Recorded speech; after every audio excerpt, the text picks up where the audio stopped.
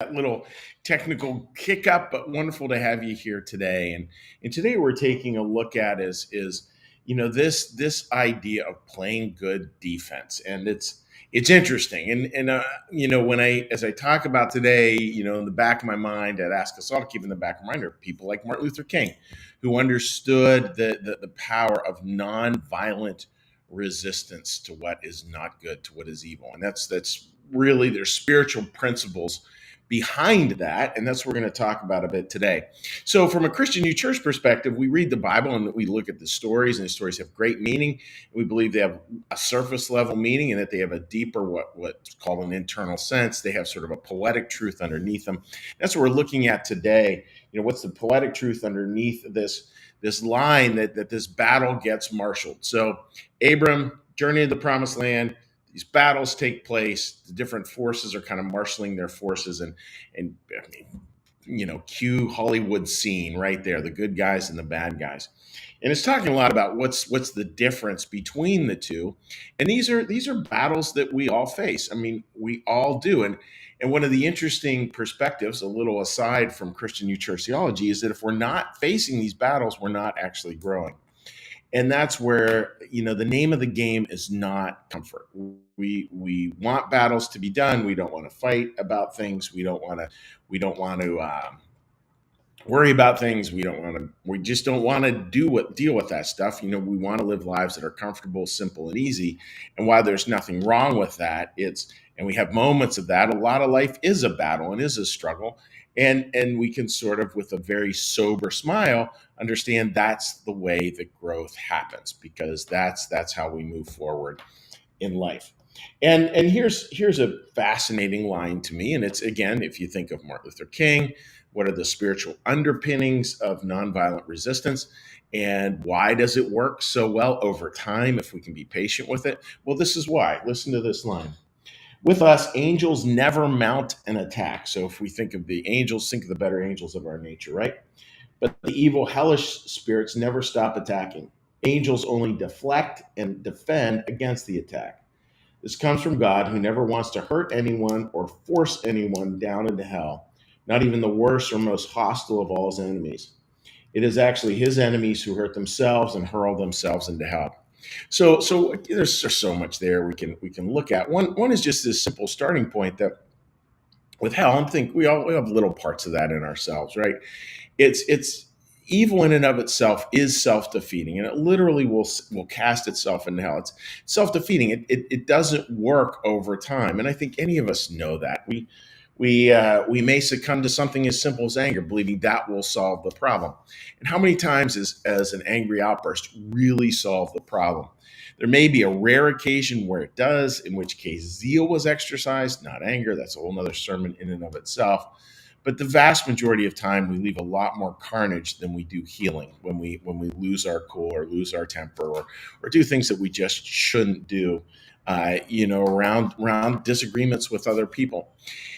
And it's a beautiful line, like the Lord, in a certain sense, never plays offense. Now, I'd be really careful about not taking that too far. But in a certain sense, the Lord's peace, and literally, like here I mean it both sense, Piece and Peace. The Lord's peace is this settled down into love.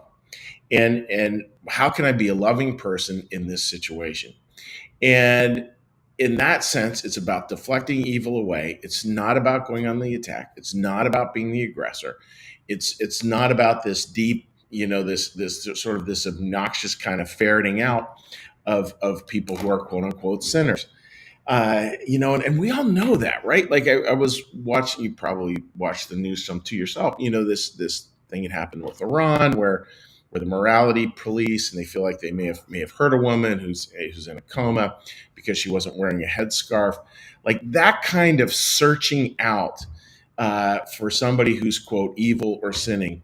There's a morality police out there searching for a woman who wasn't in appropriate religious garb. There's just something in our souls, I think, that goes like, that's wrong. That's really wrong. It just doesn't sit. It doesn't pass the smell test.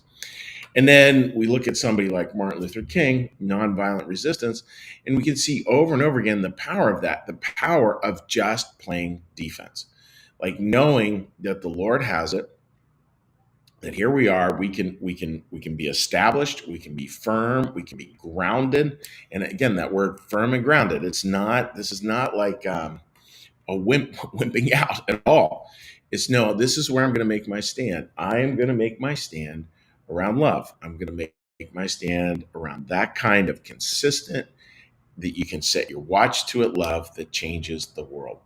And that's what we're talking about here, folks. And yeah, and just how do we continue to just live in that place? Well, I think you know how to live in that place, and it's always so tempting to go on the offense. I remember years ago working with a dear friend on some spiritual growth stuff, and I was talking like, well, maybe it's time to go on the attack, and he would always say, not yet. And not yet never arrived. And thank goodness, right? Because it's that slow, steady, loving, incremental piece that really does shift things over time. And we, again, not to belabor it, but we really do see that with Martin Luther King.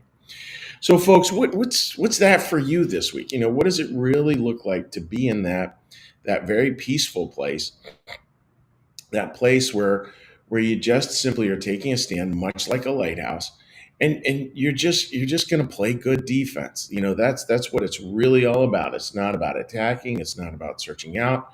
I mean, if you want like a real simple task for the day, have an allergic reaction to drama. Drama never gets things very far down the road, and if you can just sort of back away from that and just trust that the Lord will handle that in His time, that might be something for you think about today, or for all of us to think about today, because it seems like there's always invitations to that out there into the world.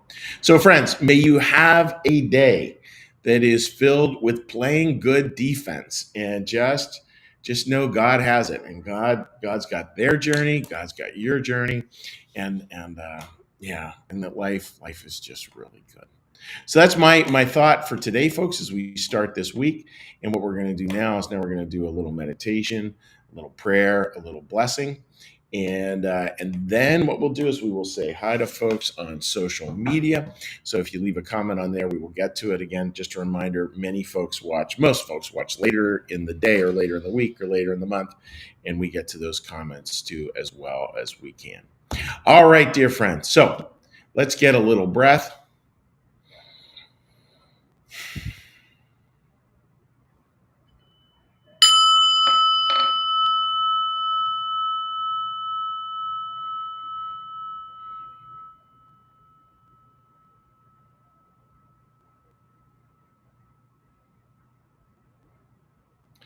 Be still and know that I am God.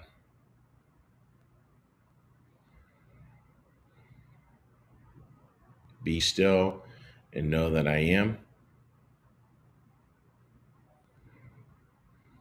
Be still and know that I.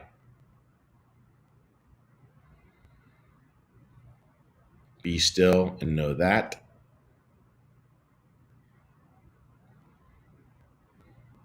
Be still and know. Be still and.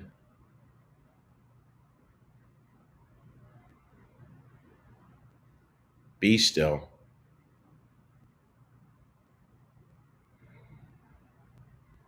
Be.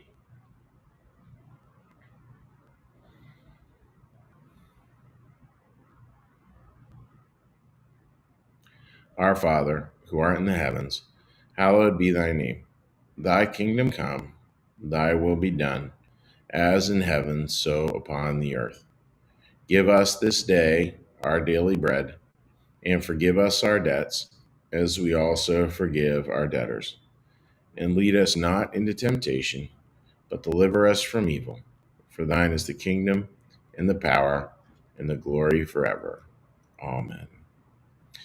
May the Lord lift up his face upon you. May the Lord bless you. May the Lord keep you this week and this day. Amen. All right, dear friends, let's take a little quick look here.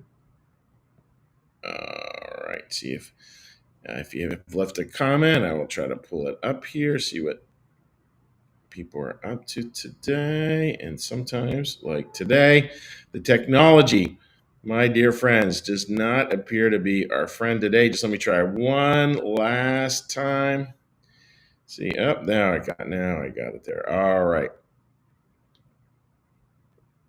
Marcus, good morning, and good morning to you, Marcus. Sharon, great to see you joining us. I hope you have a great day. And Sherry, have a good day. I like that those fall color, Sherry. And we were, joined that this morning out on a beautiful walk. I love fall. Many people love fall. Just so beautiful today. Now let's flip over, see if we have any other comments over here. A couple more.